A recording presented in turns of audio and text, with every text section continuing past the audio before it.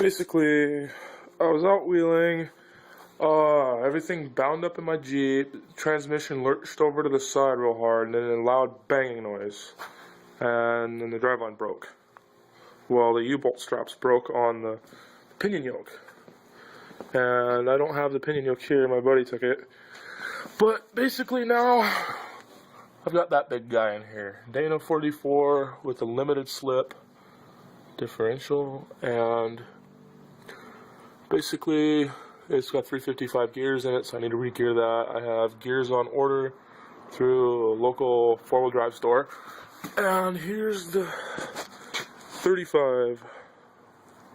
I put the diff cover on because it has a limited slip carrier in it, and nobody wanted that, so I didn't want it to get rusty. But here's the pinion yoke that we replaced on it after we broke it, and this was just driving around a parking lot because the ring gear sheared off about the pinion sheared off about 6 teeth on the ring gear. So basically when it was going around, it was getting power to this, but when it would hit that flat spot on that ring gear, it would start spinning faster, and then it would catch the good teeth on the ring gear and just lock everything up. So basically, it just fucked itself up. So, got a new one, no big deal. Just out a couple bucks.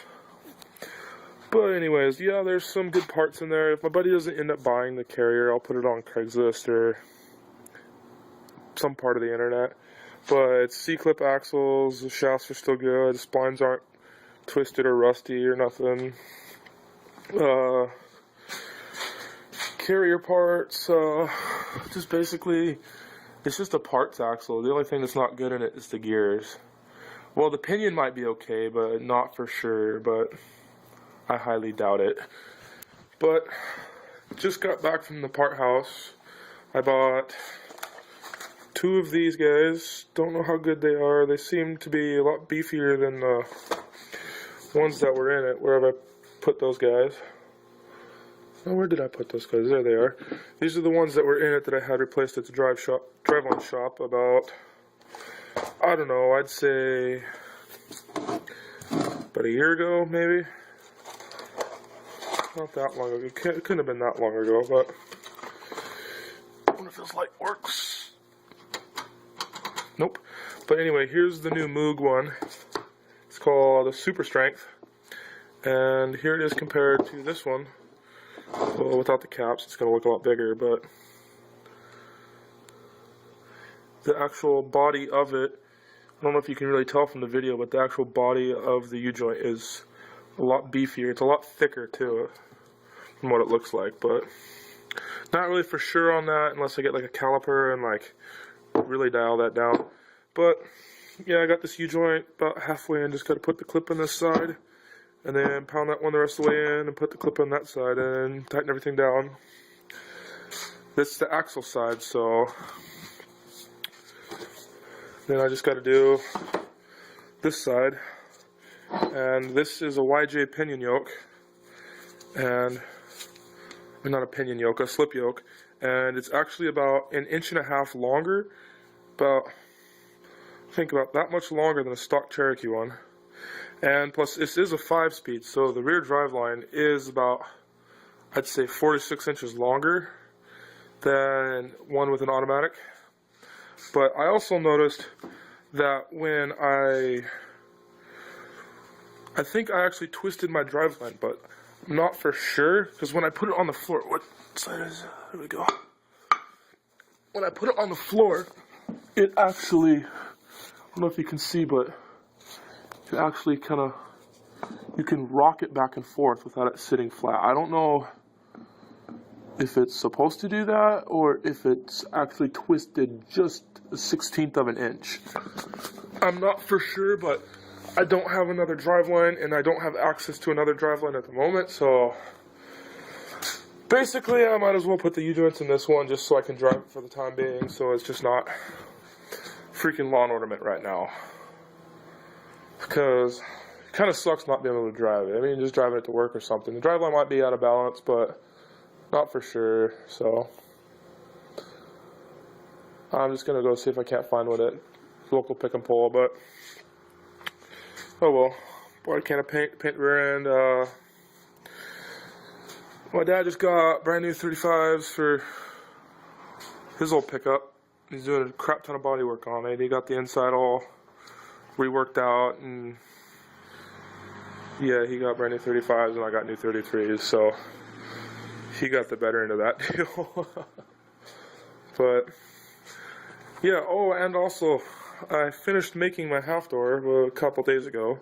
Before I broke this, I used this, here it is, this kind of rubber matting I got from work that this guy left. He was a box van, right? He had a tractor trailer with a box van, and he said he found these in there when he got it, so he just left them there, said we'd throw them away. So I took them home. You figure I'd use them for something. I got about 10 of them, but just some self-tapping flush screws, and they're not the right length, so I kind of had to cut it and make it fit, but I don't really care because it's just a half door and it's not going to be used that often, just on real nice days.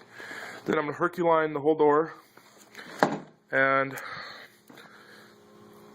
basically, yeah, that's pretty much it. I got a little happy there with the grinder on the side of the door and kind of made a hole, and then had to patch that, so that's kind of my own fault, getting a little excited. But yeah, the door's all done. I basically need just hinges for it, and then I can put it on, and then I just need to make the other side. So yeah, I think it came out pretty good. Didn't cost me a thing because I already had the doors, so other than welding wire, that's about it. But yeah, I will keep you posted on my whole rear end thing, and then I'll put up videos of how to replace and reset up gears in a Dana 44 rear end, and then I'll do one on the brakes, because the brakes are about 45-50%, but I'm going to replace them anyways just to be safe. Then I'm going to replace the outer seals because of the bolt-in style axles where they have the bolts at the hub basically. So I'm going to replace the seals there, then the pinion seal, basically just rebuild the rear end, because the Jeep it came out of had near 350,000 miles on it, according to the odometer, but I don't know if that's right or not. So never hurts to change that kind of stuff. Maybe change bearings or repack the outer bearings. I don't know if they're lubricated from the oil inside of it, but yeah, I won't know until I get into it. But anyways, for now, that sucks. There goes my money for my locker, but oh well. Alright, I will keep you guys posted. When I get this all done, I will start the next video so you guys can see it. I will be back in a second. Alright. Alright, so basically it's done now, and put the new U-joints in. I kind of like this design with the greasers on the outside right there. It makes a stronger housing, because it doesn't have that hole drilled there in the case. And basically it's done. Everything's smooth up and down, left and right. And well, I can't really turn this one, it's all taped up because I don't want the caps falling off. But that's what it looks like. It's just a U-joint with a driveline with new U-joints is basically all it is. Then I just basically bought one of the, because these U-joints were $18 a piece at the local Costless Auto Parts, which is the cheap place to get parts. But I wanted to get the expensive ones because basically you get what you pay for with stuff like this. So I got the name brand ones. Then I bought a $10, well no, more like $7 Chinese brand, just for a spare. In case I break one, I might buy another one for a spare. But then I'm going to go to another local company here we have here and get a different pinion yoke. I was told about a different pinion yoke where I can have U-bolt straps, where it's like a strap with studs that come off. There's some on this Willys right here. I'll show you what they look like. Oh, gotta get a flashlight. And of course that one don't work. Here we go. I don't know how well you're gonna be able to see this, but basically that's a U-bolt strap.